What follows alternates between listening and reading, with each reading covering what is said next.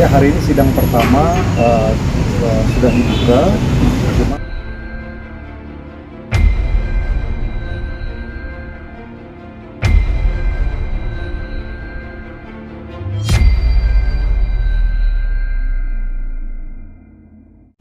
yang kami sampaikan kepada majelis bahwa kami belum menerima undangan, dan ternyata setelah dicek undangannya dikirim bukan ke domisili kami tapi ke tempat yang kami belum monitor. Tapi confirm bahwa kami belum menerima relas panggilan. Cuman hari ini kita sampaikan, dan majelis hakim sendiri menyampaikan apakah ini bisa diterima, ya kami terima sebagai warga yang baik. Berarti sidang ditunda atau seperti apa, Bang? Karena relas belum diterima kan? Nah, kami anggap itu sudah kami terima hari ini. Kami terima hari ini. Tadi juga kami minta, karena kami belum dapat gugatan, kami juga minta gugatan diserahkan, dan hari ini diserahkan juga. Oke, pemicu awal Rick mengajukan gugatan ini karena adanya dugaan penggelapan yang disebutkan oleh Mbak Tamara gitu kan, Bang. Nah, mungkin bisa dijelaskan dulu, Bang, terlebih dahulu terkait penggelapan itu seperti apa, Bang? Apakah TB tidak mendapatkan hak waris atau seperti apa, Bang? Ya, selama 19 tahun Tamara sendiri tidak pernah diundang secara patut. Sementara aturan-aturan perseroan dijalankan itu ada kaidah-kaidahnya. Undang-Undang Nomor 40 Tahun 2007 tentang perseroan terbatas itu mengatur bahwa pemegang saham harus diundang setiap tahun untuk dibicarakan mengenai apakah perusahaan rugi atau perusahaan untung. Kalau rugi itu seperti apa, kalau untung seperti apa. Berdasarkan dari itulah kami patut diduga adanya tindakan penggelapan itu yang kami laporkan di ranah lain. Oke, tapi dari pihak Rick sendiri menyebutkan bahwa Tamara tidak pernah hadir ketika ada RUPS gitu, Bang. Itu seperti apa? Bagaimana mau hadir kok, diundang aja enggak. Oh gitu, berarti Nggak tidak mungkin. Ya nggak mungkin kita datang tanpa ada wadah yang jelas. Wadahnya itu diatur undang-undang yang mengatur. Oke, terkait pembayaran rumah sakit dari sang bapak almarhum ayahnya itu, bahwa saat itu ketika itu TB sudah berusia 20 tahunan gitu, Bang. Dan ada perjanjiannya untuk membantu membayarkan biaya rumah sakit. Itu seperti apa, Bang? Oke. Perjanjian itu bukan pernyataan. Sekali lagi ya, perjanjian itu bukan pernyataan. Jadi pernyataan itu bisa dibatalkan kalau mau dibatalkan ya. Jadi pernyataan itu harus kita akan uji. Pernyataan itu harus ada perikatan selanjutnya. Jurisprudensi Mahkamah Agung mengatakan bahwa pernyataan itu bukan sebuah perjanjian. Tapi ada hitam di atas putih terkait itu. Ada hitam di atas putih, pertanyaan yang lain. Hitam di atas putihnya itu dalam pernyataan itu tidak boleh di dalam tekanan. Kita bicara mengenai tekanan. Dibuat bulan November orang tuanya meninggal, ayahnya meninggal. Bulan Desember 2001 dibuat pernyataan. Secara psikologis saja itu belum 40 hari, ya kan gitu ya. Jadi masih dalam kondisi yang sangat duka mendalam. Tamara disodorkan untuk menandatangani, itu yang lagi kami uji nanti, kan gitu. Oke. Jadi pernyataan sekali lagi bukan perjanjian. Oke, bagaimana terkait pernyataan Tamara yang menyebutkan bahwa Rick itu bukan bagian dari keluarganya, Bang? Itu seperti apa, Bang? Oh, garisnya jelas ya, itu adalah abang tertua yang masih hidup. Iya, tapi di sosial media Tamara menyebutkan bahwa Rick bukan bagian keluarganya, hanya mengaku-ngaku. Itu seperti apa, Bang? Oh, rasanya itu garisnya udah cukup ya. Oh, berarti pihak Tamara meralat dan membenarkan bahwa Rick itu bagian dari keluarga. Bisa kita tanyakan kepada Tamara langsung ya. Saya pikir garisnya sudah cukup jelas.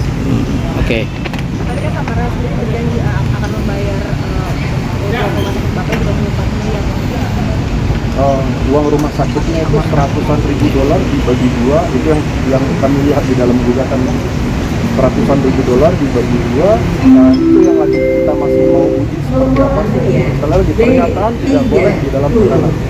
Oke, berarti saat ketika itu Tamara masih muda, berarti berada di bawah tekanan untuk membuat surat pernyataan itu. November bapaknya meninggal, Desember dibuat pernyataan, belum 40 hari. Secara psikologis orang masih dalam kondisi sangat berduka. Yang kedua, pertanyaan lain adalah saudara berlima, kakak beradik berlima. Tamara adik paling kecil. Kenapa saudara yang membayarkan lebih dahulu uang rumah sakit tersebut datang hanya kepada adik bungsunya mereka? Kenapa begitu? Kenapa tidak kepada 3 yang lainnya? Oke. Ini yang mesti kita tanyakan kan gitu. Kenapa hanya kepada dia saja? Ada keadaan apa hanya kepada Tamara saja? Kan? Oke, tapi tadi sudah disebutkan bahwa kenapa hanya Tamara yang didatangkan, karena yang memiliki uang lebih itu Tamara dan si Rick gitu bang. Itu seperti apa? Wanita adik kecil yang pada saat itu umur 20-an tahun memiliki uang lebih, itu rasanya kan masih perlu banyak diskusi lebih jauh mengenai uang lebih itu ya. Iya, karena dia berpenghasilan, karena keluarga yang lain tidak memiliki penghasilan bahasanya dari pihak Rick. Saudara yang 3 lainnya tidak berpenghasilan, saya pikir cukup ya, cukup berpenghasilan. Cukup berpenghasilan. Dan mereka juga memiliki saham-saham atas hotel. Jadi ya saya pikir ini cukup lebar ya. Berarti yang memiliki saham atas hotel tersebut adalah Tamara dan saudara Riz. Ya, Tamara dan saudara-saudara lainnya. Gitu. Termasuk Teresa pada saat itu, Teresa Bezenski, sudah almarhumah kan gitu ya. Jadi itu kan semua saudara-saudara mereka gitu. Yeah. Kita tidak bisa bilang pada saat itu Teresa almarhumah, Teresa Bezenski tidak punya uang seperti yang disampaikan kan gitu. Iya, soalnya pihak Rick menyampaikan bahwa untuk Teresa sendiri, maaf ya, almarhumah Teresa sendiri dibiayai oleh Rick gitu loh. Makanya dia tidak ikutan dalam membiayai pengobatan rumah sakit. Waktunya beda. Waktunya berbeda. Yang kedua ya Teresa sendiri memiliki saham atas hotel kan gitu. Itu kan udah jelas jawabannya. Oke. Terkait pihak-pihak yang menguasai warisan itu seperti apa bang pernyataan Tamara yang beberapa waktu lalu itu? Bagaimana 19 tahun Tamara tidak pernah dilibatkan di dalam operasi aturan-aturan pemegang saham. Tidak pernah diundang sama sekali. Habis itu di tahun ke-19 tiba-tiba datang surat hutang, Tamara disuruh tanda tangan surat hutang. Itu yang mungkin mesti dilihat bahwa Tamara sama sekali tidak diberikan ruang untuk mengetahui dan terlibat di dalam hotel gitu. Terlibat dalam aturan undang-undang saja, undang-undang PT tadi. Oh ya. Dan agenda lanjutan. Oke, agenda lanjutan kita saat ini adalah berikutnya adalah mediasi. Insya Allah Tamara akan hadir 2 minggu.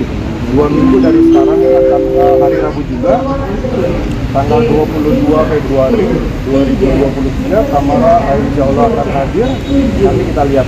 Tadi majelis hakim luar biasa sekali menyampaikan ya kalau memang bisa kakak beradik didudukan sama-sama berbicara dengan baik.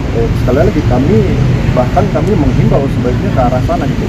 Jangan sampai akhirnya melebar perkara-perkara ini menjadi hal-hal baru. Berarti Tamara ingin berdamai ya? Bisa disebutkan seperti itu? Kami menghimbau supaya terjadi perdamaian. Sekali lagi, alangkah indahnya kalau damai itu bisa dikedepankan daripada kita berperkara. Itu yang kita kedepankan.